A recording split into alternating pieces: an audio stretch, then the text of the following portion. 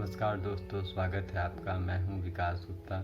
आज हम चर्चा करेंगे एक पुस्तक के बारे में जिसका नाम है भूतों के देश में आइसलैंड। यह प्रवीण जी झा द्वारा लिखी गई एक पुस्तक है। यह एक बहुत ही अच्छे लेखक हैं जिन्होंने कई किताबें लिखी हैं, जैसे नास्तिकों के देश में नीदरलैंड, कूली लाइन्स भी हालांकि इनकी एक शोधपरक पुस्तक है जिसे मैंने अभी नहीं पढ़ा है, जिसे पढ़कर मैं अगली बार इसकी चर्चा जरूर करूँगा।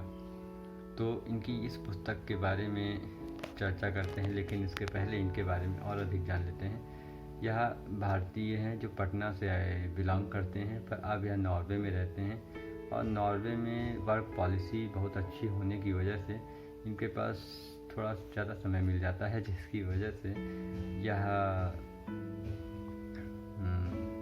किताबें लिख पा रहे हैं। यह बात इन्होंने स्वयं एक वीडियो में कही है। तो भूतों के देश में आइसलैंड, यह किताब है यूरोप के एक छोटे से देश आइसलैंड की यात्रा के बारे में, जहां इन्होंने यात्रा की थी। और यह देश एक ऐसा देश है जहां बहुधा भूकंप आते रहते हैं, ज्वालामुखी सक्रिय हैं तथा भीषण बर्फबारी होती रहती है। यहाँ की भौगोलिक परिस्थितियाँ बहुत ही विषम हैं। यह किताब हमें वहाँ के सामाजिक और भौगोलिक के परिस्थितियों के बारे में अच्छे से जानकारी देती है। बताते हैं कि वहाँ की भौगोलिक परिस्थितियाँ इतनी ख़राब हैं कि वहाँ के रास्ते कब खुल जाएँ, कब बंद हो जाएँ, कभी पता नहीं लगता। हो सकता है आप 100 किलोमीटर दूर से सफ़र करके आ रहे हों, आपको आगे रास्ता बंद मिले और आपको फिर 100 किलोमीटर वापस जाना पड़े। हालांकि इसके लिए सुविधा भी बहुत अच्छी दी गई है। इसके लिए वहाँ एक लाइव मैप दिया गया है जो वहाँ की स्थिति की लाइव जानकारी आपको देता है कि कब कौन सा रास्ता खुल गया है, कब कौन सा रास्ता बंद है, कब तूफान आने वाला है। ये सभी जानकारियाँ वहाँ आपको रियल टाइम दी जाती हैं।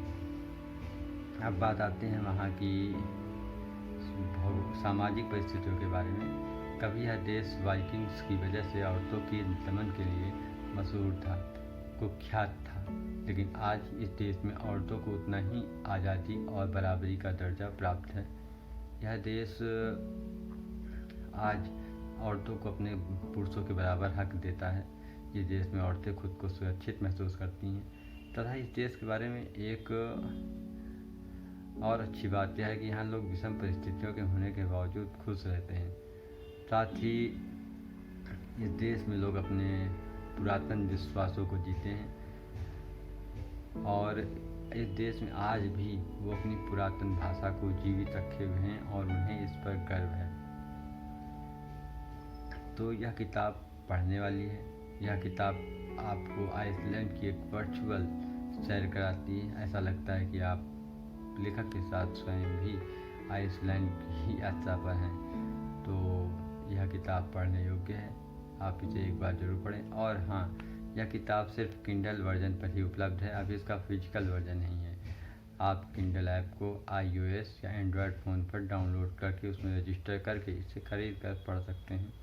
हालांकि किंडल डिवाइसेस भी आती हैं, लेकिन वह थोड़ी महंगी पड़ती हैं। जो किताब पढ़ने के शौकीन हैं उनके लिए भी किंडल डिवाइसेस एक अच्छी चीज़ है, वह उनके लिए उपयोगी है। लेकिन जो कभी कभार किताबें पढ़ते हैं उनके लिए किंडल डिवाइसेस मैं रिकमेंड नहीं करूँगा, लेकिन जो रेगुलर बेस पर की किताब पढ़ते हैं उनके लिए किंडल डिवाइसेस बहुत ही उपयोगी है।